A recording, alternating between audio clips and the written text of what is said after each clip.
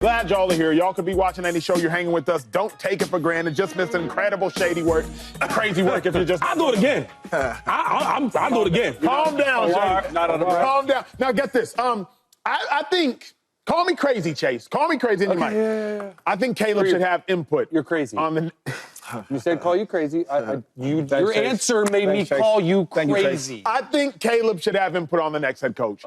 If you have the ability to get the coach, you know that. You know I'm like that. Stop that came hot too. It did. In this show, y'all know what it is. A drop is 10 push-ups. Why you throw so hard too? If Caleb Williams can get a coach fired, he should have the ability to have input on they're going to hire. Because why would you want to hire a coach who is going to have to work well with the quarterback to dictate the trajectory of the future of the franchise and not let that quarterback give input on who the next coach is going to be? Chase, I think it only makes sense that Caleb Williams should have some input. You played for Chicago. What you think? He's a rookie. No, he shouldn't. He should not have any say in it, honestly. They might bring him in for the interviews like the last three, but in my opinion, keep your franchise quarterback out of it, because what we've seen the last 8 weeks or so, Caleb is like that. Like Caleb is that phenom that we talk about all the time. Why in the world would you bring him into something that you're not sure you're going to hit out of the park? Like, sometimes it can backfire. Like, hear me out. Like, if for some reason this coach doesn't succeed and they're on to the next coach and the next reason, I think Caleb's going to feel like, oh, it was my pick. Mm-hmm. And they didn't work out. Keep Caleb out of it. Kevin Warren, the president of the Bears, Ryan Poles, the GM of theirs, they have to hit this out of the park. And for them to do so, they have to go through a really strategic process of candidates. In my opinion, I like Mike Vrabel, but I would not be surprised if they go offensive coach here, because Caleb Williams is and will be for the next decade your most important player. He should not have an opinion. Maybe he should have an opinion, but he should not have input on who the next Bears head coach should be. Keep him completely out of it, bring him in and get him on the same page, because those guys, Kevin Warren and Ryan Poles, they should already know what you need. You need for Caleb Williams to ball out the next decade. So hire the right person. Caleb, stay out of it. I think that would be a mistake. But here's what I've heard, James, and you know this. James, you saw Aaron Rodgers, Mike McCarthy, Chase, just a few names I'll mention. You saw Drew Brees, Sean Payton, Shady. You saw Tom Brady, Bruce Arians. You saw Andy Reid, Patrick Mahomes. You saw Andy Reid, Donovan McNabb. You saw Andy Reid and Michael Vick. What I've heard as a defender is coach, quarterback, it's a marriage. Correct me if I'm wrong, quarterback. Coach, most important. Quarterback, it is a marriage. How in the world are you going to have an arranged marriage at the quarterback position? Like, coach, quarterback, it's a marriage. Don't you want to let the quarterback have some input? Coaches have input all the time. Coaches like, you know what? That's the quarterback. I don't want to go coach there. Yeah. So if coach and quarterback, from what I've been told as a defensive player, submitting to the authority of the offensive mind sitting around me, if it is in fact a marriage, shouldn't you allow the spouse to choose their football spouse? Well, all those marriages were arranged. You know, and they want to get divorced. You know back what I'm then, saying? like they doing now. All that was arranged, you know. Patty didn't go up there and say, I want Andy Reid. Andy Reid said, I want Patty. Yes, that's true. But Sean Payton said, I want a Drew Brees. You understand what I'm saying? So, at the end of the day, the answer is no.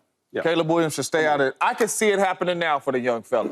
I can see, hey, Caleb Williams is in on the interviews, and Caleb Williams is helping us find the head coach. Boom, Cliff Kingsbury is the head coach, and then Caleb plays bad. Oh, I can see it now. You wanted him. No. The organization knows you drafted this dude #1 overall, right? The organization knows this is your franchise, right? Yep. So he shouldn't have to sit in on no meeting. Nope. When these coaches sit in here, how can you get Caleb right? How can you get the best out of Caleb? Caleb don't even got to sit in the meeting. The next head coach has to be strictly for Caleb. Yeah, I agree. How can we get the best out of our young quarterback? Because if we get the best out of our young quarterback, we are going to win football games. The Chicago Bears got to go offense, dog. Mm-hmm. They got to go offense. You have to find a way to get your young quarterback rolling. All right? Forget the defense. I know Chicago Bears for the last years, and I played against the Urlachers and the Briggs defenses. Really good. Go offense. You have to build around this young quarterback. You got to get the coach in there that's going to develop him and get the best out of him. He don't need to be in the interviews. Every decision made has to be around this young quarterback. I'm agreeing with what y'all are saying, and I assume, Shady, what you might even say. I can't wait to hear it. What I'm suggesting, agreeing with everything y'all are saying. But if you want to get the most out of the quarterback, don't you want to know exactly what the quarterback needs? Like, if I need to get the most out of you, Caleb Williams, and here's what we know about Caleb if you followed his college career. Caleb's only been coached successfully by one person. Though he transferred, He got recruited by Lincoln Riley. Lincoln Riley coached him. Lincoln said, I'm leaving Oklahoma. I'm going to be the head coach at USC. Caleb said, okay, Lincoln, wherever you go, I go. Wherever you stay, I stay. Caleb had to leave Lincoln because he had to go to the National Football League, and Lincoln didn't go. It didn't work out with Matt Eberflus. So what we know about Caleb is he's familiar, and when he's familiar, he's successful. When he's unfamiliar, he's not. Shady, where you stand on it? I don't like this conversation. Like, since when he gets so much power? He hasn't done anything to get all this power. What are we talking about? Like, he gets to pick who's coaching him and all that? Yeah, a couple good games. He's a rookie. We don't know. Be a pro. He's projected to be a franchise quarterback, but we don't really know. Yeah. You get what I'm saying? So I love the young kid. I love the talent. I was one of the dudes that was still promoting him even when he's playing bad because I think he's a great talent. He hasn't done anything to gain that type of respect where I get to pick who I want. Yeah. Josh Allen came to the Buffalo with a defensive coach, Sean McDermott. He did a good job of finding a really good coordinator, right? And Brian Daboll, they put that thing together, though. But the one thing about Daboll I love is that he makes everybody accountable, right? It's bigger than this Caleb Williams. It's a whole offense. And I think Kingsbury was really good, but I think he was just tailored to the quarterbacks, and that was it. You gotta have some respect. That's why I said a guy like Deuce Staley, where when he walk in that room, you're going to love to play for him because he had that attitude like a Dan Campbell. We want to play for this dude, right? Dan Campbell ain't no quarterback whisperer. No. Got a good coordinator. Yeah. He makes everybody, not just a quarterback, though, because we make everything just about the quarterback. Yes, the priority is him for sure, but it's a whole team. And when you're a head coach, he has to have a message that everybody in the field believes in him. That's so good. You get what I'm saying? When you're a coordinator and a coach, what I say goes. Even you might be the most important player, but you still got to fit into the rules. That's why when I play with guys like Patrick Mahomes and guys like Tom Brady, you would think that they want all the power and control. I want to run this play, I want to run that play. No, it ain't like that. What's best for the team? Because Pat can start drawing up plays, he's going to have 340, 100 yards a game. Tom's the same way. But no, what's for the team? And I think sometimes you get these quarterback coaches and you make them the head coach, everything is designed just for the quarterback. And that is not winning football. Yeah. I would go as far as almost saying, like, the next head coach for the Chicago Bears should make sure that it's not all about Caleb and that it is about the team, because at times when you give a guy such power, now I don't know Caleb personally, but sometimes your head can get inflated. Sometimes you can think you're better than you are, when in reality you need a reality check because you're not untouchable. You're a first-year player. Yes, we're going to build around you, but Kevin Warren and Ryan Poles, they know what the rookie needs because they drafted the rookie. Exactly. Here's where I don't agree with that, humbly. Clearly, they don't know what the rookie needs because they got it wrong. And if they knew what the rookie needed, they gave the rookie Matt Eberflus, they got it wrong. If you get along with everybody else, but you don't get along with the quarterback, you get along with nobody. Ask Doug Peterson and Carson Wentz that 2020 year. You can get along with if you get along with everybody else, but you don't get along with the quarterback, you get along with nobody. Head coach? The head coach. Okay. I was there in 2016 when Carson Wentz was a rookie. No doubt. Started. But in 2020, when Jalen Hurts shows up, and Doug Peterson got along with Fletcher Cox and Brandon Graham and Lane Johnson, Jason Kelsey, I don't need to go through the whole Eagles roster. But him and Carson Wentz, they weren't getting along. He got along with nobody. Hey, I need you to get up out of here. Yeah. You can say same thing with, let's use Sean Payton and Russell Wilson. All right, that's better. Because that was an obvious example for the whole world to watch. You can get along with everybody else. Sean didn't want him. But he didn't get along with Russ. Ego and all that. And Russ, and clearly combustion, the whole Broncos combustion. And but there's a whole other side of it that worked out.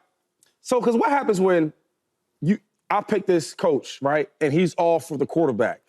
But, man, for us to win, we got to run this ball 30 times. Yeah. Like Dan Campbell. Because, low-key, Jared Goff was on his MVP run for a little bit. They was winning games. He was a big part. He won the most important part of it, but he played his role. Now, why was the coach say, look, man, hey, look, dog, you a hell of a player. You a 40-touchdown type dude.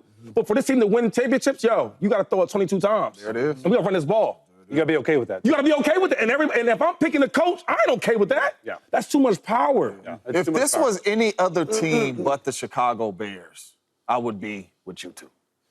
But the Chicago Bears ain't got a quarterback right since we don't know who. And to be honest with you, this is one of the greatest quarterbacks we've ever seen come out of college football. Yes, I understand you got to prove it in the National Football League. But if you can't find the right people and put in a plan to get it right with him, I don't know what to tell the Chicago Bears. That's why I'm saying the decision has to be made. I know I played receiver, you played linebacker. I know it's multiple positions. But you got to find a way to get the best out of the quarterback. Because we all know if the quarterback ain't playing at a high level, even if you do have a really good running game, the quarterback going to have to make some plays to win the game. You need to have the dude to get the best out of the offense. But James, got to go offense. Everybody keeps saying this about I hate when they have conversations about the quarterbacks for the Bears. Who's freaking good for the Bears, though? Quarterbacks. But that's what I'm saying. No. But before we go to the coaches, though, right? Tell me somebody that was good. Jim McMahon. Come on, dog. I like Jay Cutler. Jay Cutler was a good Cuddy for a year. I played. Brandon Marshall's one of my good friends. Jay Cutler could throw that ball. What are you talking about, talent? You get what I'm saying? Like, them dudes leave. They leave Chicago and they still weak. But what's hard for me, though, Shady, is we'll never know. You know what I mean? Like, Yo, Trubisky left there. But I'm saying Cutler was good in Denver when he got traded to them. I mean, he was all right. Cutler was He was all right. He ain't nothing like, he was okay. He was all right. He was cool. He ain't nothing to be, like, talking about. Came from Vanderbilt, right? I guess it's just like we'll never know. Because I suggest, like, if you get drafted into a bad situation, it will lead to, in my mind, a bad tenure and trajectory of your career. If you get drafted into a good situation, if you get drafted in a good soil, but if you're a weak player, you're just a weak player. I don't care who the coach is. We've seen good players in bad situations look good. Yeah, but we seen an offensive coach come in there and send Mitch Trubisky to the Pro Bowl. Oh my God. Matt Nagy. I'm just saying. 2018 I was there. Hold up. I'm just saying. Is he good, Chase? Oh, that's your boy. I won't ask you. I ain't saying he good like that as a quarterback, but I'm saying the coach came in there and got the best out of him is what I'm saying. You need to find a coach to come in there and get the best out of Caleb Williams if you want your franchise to have some success. We arguing if Mitch Trubisky's good quarterback. I didn't say that. I said he ain't good. But I said the coach that came in there sent him to the Pro Bowl. Got the best out of him. He was coach of the year that year, too. Fourth-place arts and don't count. What up, YouTube family? Welcome to the facility. Thanks for watching, and you better be sure to hit that subscribe button if you want to get more highlights from the show and all of our exclusive content.